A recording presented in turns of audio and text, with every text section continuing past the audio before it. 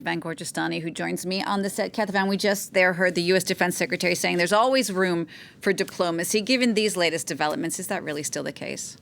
Well, there are as many things pointing to a possible escalations as there are for a possible status quo. Obviously, this is a huge blow and a huge message to the Iranians, because this, of course, happened on their soil, in their capital. Ismail Haniyeh was under their care at that moment. And it also happens about 24 hours after that strike in Beirut that supposedly, according to the Israelis, killed a top leader of Hezbollah, even though Hezbollah hasn't confirmed that he has died. So that would mean that the top leaders of Hezbollah and Hamas were targeted in the space of 24 hours. Hezbollah and Hamas, of course, two of the main groups that are backed by Iran. And Iran has said that there would be a retaliation. The Iranians saying that Israel would pay a heavy price for the killing of Ismail Haniyeh. At the same time, though, no one in the region wants a full-blown regional war, and they've all said that before. The Iranians have said it, Hezbollah, Hamas, the Israelis as well, and no one also has the means right now to carry out such a war, because, of course, Hamas has been weakened in Gaza. Hezbollah doesn't want a full-blown war in Lebanon. And Israel is also having its own problems because it is focused on Gaza. So no one really wants that to get out of hand. But when you talk about retaliation, there has to be a retaliation. The Iranians or Hamas will have to retaliate. The question now is, how are they going to calculate the form that this retaliation takes in order to send a message, but at the same time not to sort of go overboard and warrant another retaliation by the Israelis.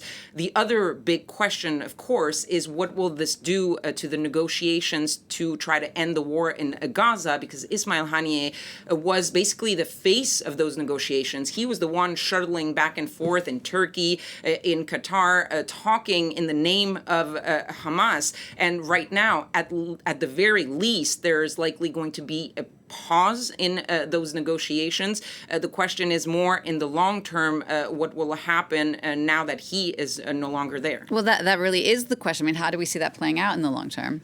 Well, for Hamas, this is a huge blow, because he was not only the face of Hamas abroad, but he was really the political leader of Hamas. And it's also bad news for those like the Americans, like the Qataris, who are trying to mediate these negotiations, because he has been seen, even though he has been heavily criticized, of course, he has been seen relatively as more pragmatic than possibly other leaders within Hamas, someone that they can at least negotiate with, and who has the sort of political diplomatic fiber in him. The question now is, who will replace him at that position?